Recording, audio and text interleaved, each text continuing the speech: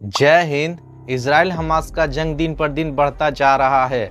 आज हम Israel Hamas वार के परिणाम को जानेंगे, जिसमें हम इजराइल ने अपने सैनिकों को गाजा पट्टी पर कब्जा करने के लिए फुल ऑर्डर दे दिया है। इसके अलावा अगर गाजा पट्टी पर इजराइल का कब्जा हो जाता है तो गाजा पट्टी में रहने वाले फिलिस्तीनियों का क्या होगा। साथ में यह भी समझेंगे कि अगर गाजा पर इजराइल का कब्जा हो जाता है तो इस पर चाइना, रसिया और अरब कंट्री का क्या रिएक्शन होने वाला है। इससे जुड़ी और भी सवालों को जानेंगे। आप बस वीडियो के अंत तक बने रहिए। वीडियो को लाइक करके चैनल को सब्सक्राइब जरूर कर लीजिएगा। जब से हमास के तरफ से इजराइल पर हमला किया गया है, उसके बाद से ही नॉन स्टॉप गाजा पट्टी पर बमबाजी किया जा रहा है।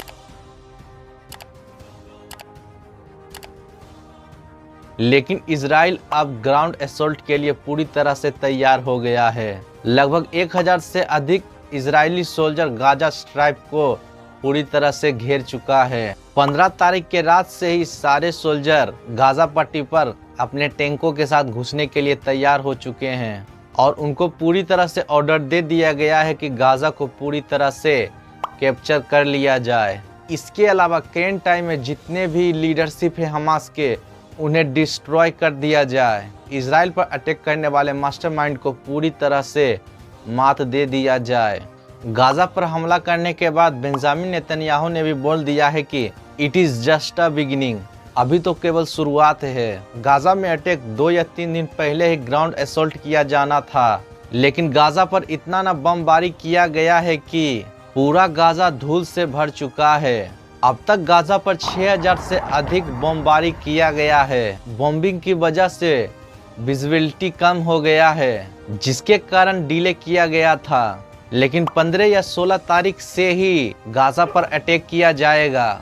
इस अटैक में बताया जा रहा है कि गाजा को 2 भागों में बांट दिया जाएगा।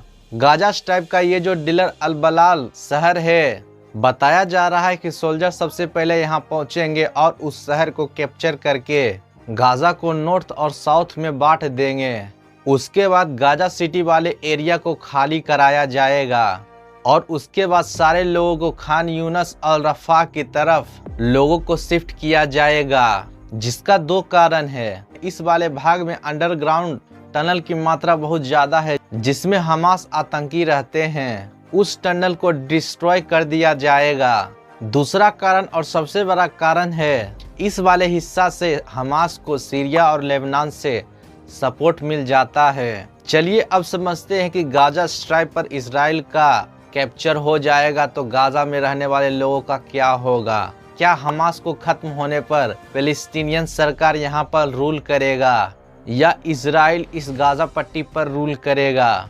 लेकिन अभी कुछ भी कहना शायद सही नहीं होगा, क्योंकि गाजा में रहने वाले फिलिस्तीनी लोग वेस्ट बैंक में रहने वाले फिलिस्तीनी लोगों को वहाँ के प्रेसिडेंट को पसंद नहीं करते हैं, उनसे खुश नहीं हैं। गाजा में रहने वाले लोग हमास को ही अपना लीडर समझते हैं, फिलिस्तीनी गवर्नमेंट को नहीं।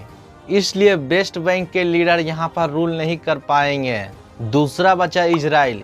इजराइल भी गाजा पट्टी पर रूल नहीं कर पाएगा। 2005 से पहले इजराइल ने भी गाजा पट्टी पर रूल करने का कोशिश किया, लेकिन गाजा पट्टी को मैनेजमेंट करने में ही इजराइल का बहुत सारा खर्चा होने लगा, जिसके बाद उसने गाजा पट्टी को छोड़ दिया। अभी कुछ भी कहा नहीं जा सकता है। इसके अलावा इजराइल ये जंग जीत ही जाए, ये भी बोलना बड़ा मुश्किल है, क्योंकि जितना ज़्यादा दिन तक ये जंग चलेगा उतना ज़्यादा इंटरनेशनल प्रेशर इजराइल पर पड़ेगा।